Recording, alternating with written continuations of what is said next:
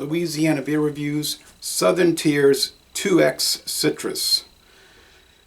Fruited Double IPA, 2 times citrus, 8.2% alcohol by the Southern Tier Brewing Company of New York, the state of New York. This was sent to me by Wayne. Thank you, Wayne. My friend David and I did a duo review, and I was pleased with it. I wasn't like overwhelmed by it, but I was pleased with it. Lakewood, New York, Southern Tier Brewing Company. Here's a legal disclosure: an ale with natural flavors. Bold orange and grapefruit flavor. Best. Okay, it's got a good best by date. 8.2% alcohol, like I said before, 40 IBUs. They use 2-row barley malt, which is called Superior Pale. 2-row Superior Pale. Oh, I'm sorry. 2-row. I wrote it. I made a mistake. 2-row barley malt. Then they use Superior Pale. Then wheat. Okay, Cascade. Bunch of C hops. Cascade, Centennial, Citra, and CTZ plus Simcoe. All right. It gets an 85 on Beer Advocate. Very good, they say. I would call that good, but they say very good.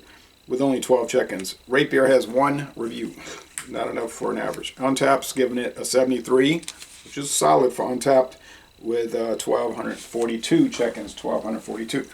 You may have trouble finding this if you live in New York. You might find it at a, like a bar room, lounge. Do bar rooms and lounges have these kind of beers on draft? Or a beer tasting establishment? I don't know what you're supposed to call those places. All right, anyway,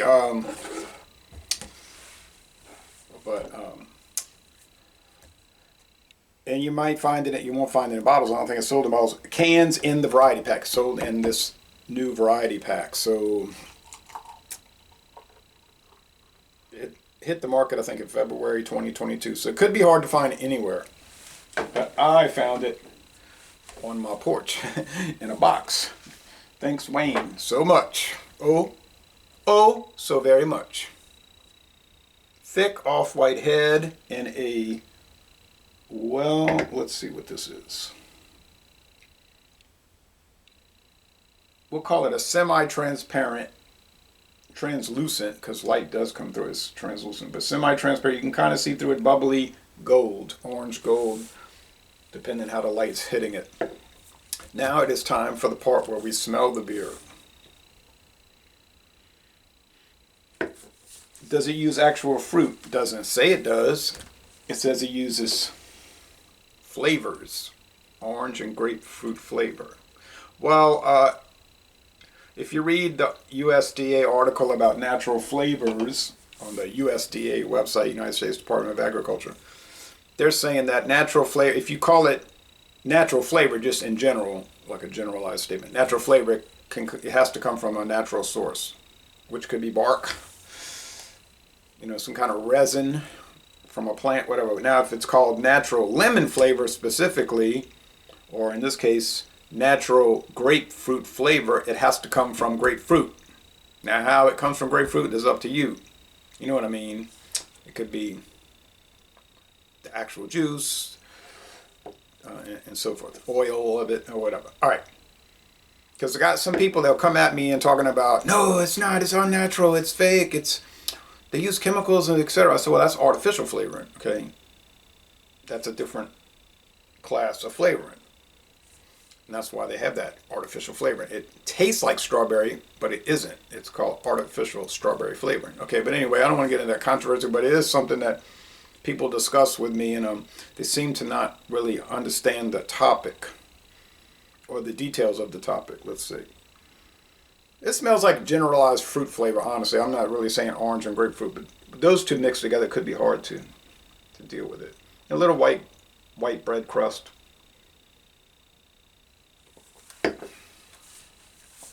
Now the taste. 40 IBUs, so low bitterness units. Maybe more of a citrus flavored pale ale than an India pale ale, but That's the word everybody likes to use for the last 10 years. India Pale Ale.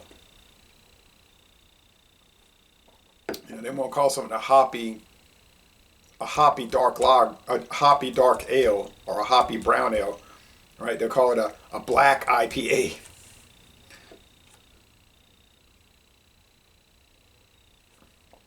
Black pale. A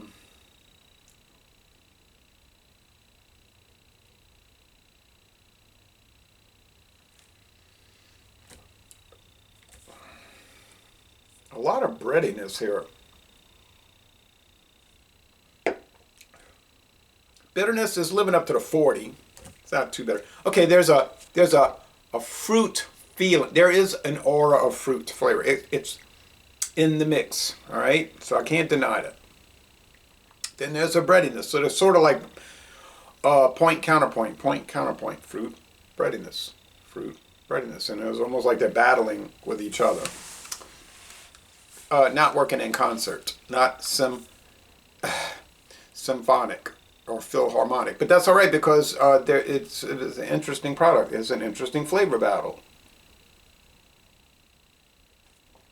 going on. Body's medium, finish is dry, sweetness scale. It's a sweet product. Say,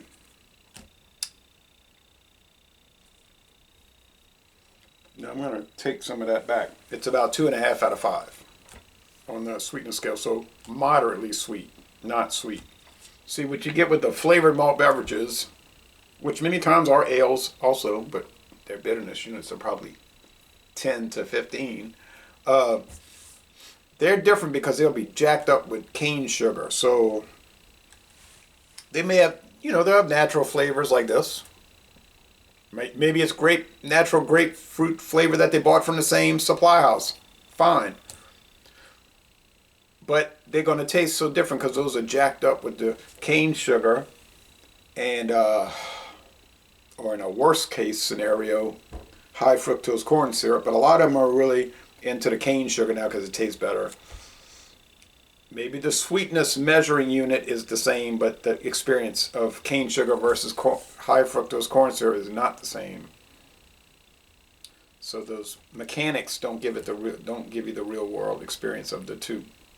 I don't see that. So yeah, if you get like 8%. So like say Mike's Hard, or let's say you find Mike's Harder citrus. Oh, no, I'll come up with a better example. But I was thinking of that one because it's 8.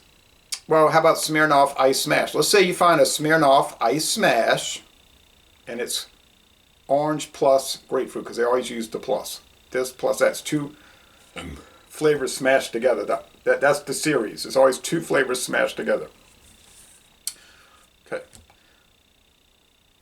It's going to be similar to this in some ways, body. And the finish might even be dry, but it's going to taste so much sweeter because, like I said, they're jacking it up with the sweetener, the cane sugar. And that's why this is a much nicer product. You say, well, that's a different class of product. This is an India Pale Ale, so-called India Pale Ale, at least a Pale Ale. And those are just a flavored ale or flavored malt beverage. Not the same class, and that's correct, they're not. So the Smirnoff Ice Smash orange plus grapefruit might score 95 in that category. This might score 95 in this category, but in your overall feeling of it, this still might be a better product because of a personal preference situation.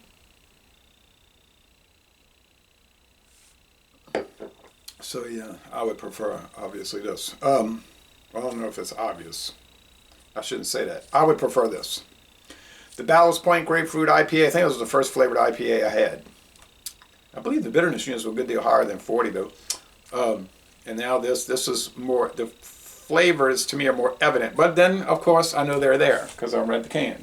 If somebody gave this to me blind, like Michael Komaroff did with the Grapefruit Sculpt and Taste Challenge, maybe I wouldn't get it right. But I do believe I would, but easy to say it. Okay, so there's your pink for the grapefruit, orange for the orange. Nice looking can. Great company. I wish they would return to Louisiana. They disappeared from our shelves in 2014, which was a tragedy. And I hated that. So I'm going to go 95. 9.5. Don't remember what I gave it in the duo. But I can never remember. I mean, I can remember my general feeling about the product if I liked it. So, but yeah, 9.5 out of 10. An A beer from an A company from the Empire State. And I'm going to end this review by saying y'all go to Lakewood, New York and tour the Southern Tier Brewery.